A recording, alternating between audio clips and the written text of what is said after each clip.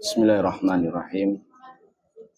Assalamualaikum warahmatullahi wabarakatuh. Waalaikumsalam warahmatullahi wabarakatuh. Alhamdulillahi rabbil alamin.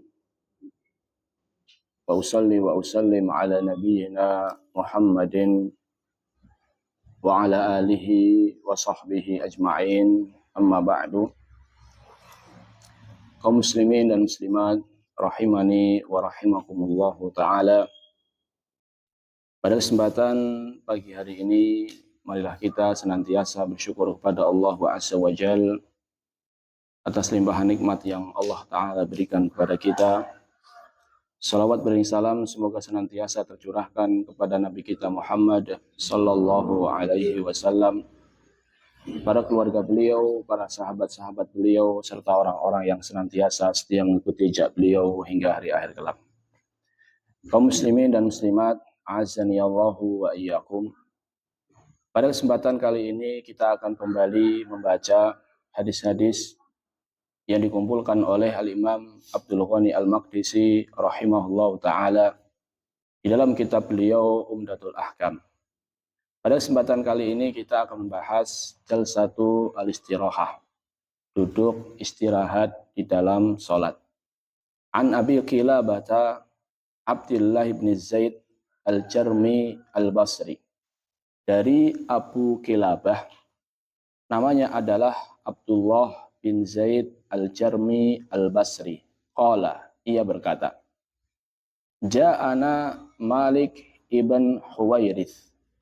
Mendatangi kami Malik ibn Huwairith, sahabat Nabi Shallallahu alaihi wasallam. Jadi Abu Qilabah ini adalah tabi'in, sedangkan Malik ibn Huwairith adalah sahabat Nabi Shallallahu alaihi wasallam. Kata Abu Qilabah, mendatangi kita Malik ibn Huwairith, sahabat Nabi Shallallahu alaihi wasallam, fi masjidina hada, di masjid kita ini. Qala, kemudian Malik ibn Huwairith, sahabat Nabi Shallallahu alaihi wasallam mengatakan, Inni la usalli bikum wa ma uridu shalah. Usalli kaifa ra'aitu Rasulullah sallallahu alaihi wasallam yusalli. Kata sahabat Nabi Malik ibn Huwairith, saya ingin sholat di hadapan kalian. Wa ma uridu shalah, dan sebenarnya saya tidak ingin sholat. Artinya dia tidak ingin sholat wajib, tidak pula sholat dalam rangka ibadah. Usolli kaifa ra'aitu Rasulullah sallallahu alaihi wasallam yusolli. Namun saya sholat tujuannya adalah untuk mengajarkan kepada kalian bagaimana Rasulullah sallallahu alaihi wasallam sholat. Jadi kata sahabat Nabi Malik ibn Huwairith, dia menjalankan sholat bukan dalam rangka sholat murni untuk ibadah, namun sholat dalam rangka mengajarkan kepada orang-orang yang hadir di situ bagaimana Rasulullah Shallallahu Alaihi Wasallam sholat. Fakultu li Abi Qilabah. Kemudian saya bertanya kepada Abu Qilabah, kaifa kana yusalli?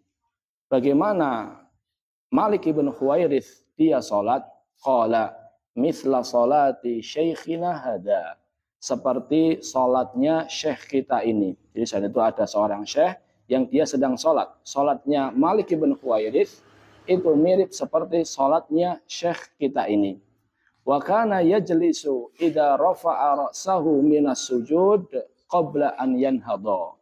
Dan dahulu Malik ibn Huwairith ketika dia mengangkat atau bangkit dari sujud yang kedua, beliau duduk istirahat sebelum beliau bangkit ke rakaat berikutnya. Hadis riwayat Bukhari. Kaum muslimin dan muslimat rahimani wa rahimakumullah ta'ala. Ada 3 pembahasan yang ingin saya sampaikan terkait hadis ini. Yang pertama adalah Abu Qilabah. Abu Qilabah, nama beliau adalah Abdullah ibn Zaid al-Jarmi al-Basri.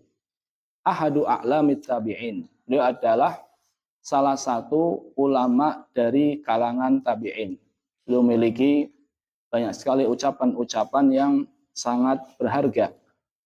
Ibnu Uyainah rahimahullahu ta'ala mengatakan, Wa kana wallahi minal fuqaha dzawil albab. Demi Allah, Abu Kilabah ini termasuk ahli fikih yang cerdas. Banyak kisah yang menunjukkan akan betapa sabarnya beliau dalam menjalani kehidupan dunia. Namun yang ingin saya sampaikan adalah kisah bagaimana perhatian beliau terhadap sholat Nabi Shallallahu Alaihi Wasallam. Abu Kilabah suatu hari beliau pernah ditegur oleh seseorang, yaitu Sulaiman ibn Dawud al-Khawlani, yang mengatakan kepada Abu Kilabah, "Ma hadhihi shalah allati yusalliha Amirul Mukminin Umar ibn Abdul Aziz." Jadi kata Sulaiman bin Dawud al-Khawlani kepada Abu Kilabah, seorang tabi'in ini, salatnya Umar ibn Abdul Aziz itu enggak seperti ini. Jadi Abu Kilabah sedang salat, kemudian kata Sulaiman ibn Dawud, Umar ibn Abdul Aziz, khalifah, salatnya enggak seperti ini. Apa kata Abu Kilabah? Haddatsani asyaratun min afdal man adraktu min ashabi Rasulillah sallallahu alaihi wasallam annaha salatu Rasulillah sallallahu alaihi wasallam wa qiraatuhu wa ruku'uhu wa sujuduhu. Apa kata Abu Kilabah? Salat yang saya lakukan ini saya dapati dari 10 sahabat Nabi sallallahu alaihi wasallam. Jadi 10 sahabat Nabi salatnya ya salat seperti ini. Bacaannya, rukuknya, sujudnya ya seperti ini. Jadi ini menunjukkan semangatnya Abu Kilabah dalam mempelajari fikih salat. Bahkan beliau sampai mempelajari dari 10 sahabat Nabi Shallallahu Alaihi Wasallam. Ini sedikit tentang Abu Kilabah, yang intinya adalah beliau seorang ulama dari kalangan tabi'in yang memiliki semangat tinggi dalam mempelajari fikih salat. Yang kedua yang bisa kita ambil adalah semangat para sahabat Nabi Shallallahu Alaihi Wasallam dalam mengajarkan bagaimana sholatnya Nabi Shallallahu Alaihi Wasallam.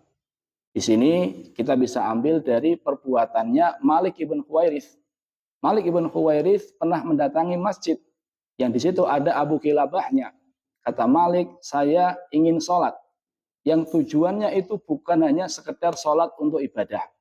Namun di antara tujuan dari saya sholat adalah saya ingin mengajarkan kepada kalian bagaimana Rasulullah Shallallahu Alaihi Wasallam salat. Usolli kaifa ra'aitu Rasulullah Shallallahu Alaihi Wasallam yusolli. Saya akan salat sebagaimana saya melihat Rasulullah Shallallahu Alaihi Wasallam salat. Jadi Malik bin Huwairits jamaah, dia sengaja masuk masjid, mendatangi orang-orang yang di masjid. Dia salat bukannya sekedar untuk ibadah, namun dia salat di antara tujuannya adalah untuk mengajarkan orang yang di masjid bagaimana sholatnya Rasulullah Shallallahu Alaihi Wasallam. Karena Malik bin Huwairits ini jamaah, beliau adalah sahabat Nabi yang meriwayatkan hadis "Shallu kama ra'aitumuni usolli." Sholatlah kalian sebagaimana kalian melihat aku sholat. Sehingga Malik bin Huwairits tentunya dia memiliki tanggung jawab besar bagaimana mengajarkan kepada orang-orang hidup setelahnya bagaimana Rasulullah Shallallahu Alaihi Wasallam sholat. Ini menunjukkan semangat para sahabat, di antaranya Malik bin Huwairits, bagaimana menukil sholatnya Rasulullah Shallallahu Alaihi Wasallam sehingga sampai saat ini kita bisa meniru bagaimana sholatnya Rasulullah Shallallahu Alaihi Wasallam. Ini poin yang kedua. Intinya, poin yang ketiga adalah pembahasan tentang duduk istirahat. Disebutkan dalam hadis ini, wa kana yajlisu idza rafa'a ra'sahu minas sujud qabla an yanhadha. Dahulu Malik bin Huwairits ketika sholat, dia ini sebelum bangkit ke rakaat berikutnya, beliau duduk terlebih dahulu setelah sujud yang kedua. Apa itu jalsatu al-istirahah atau jilsatu al-istirahah? Apa itu duduk istirahat?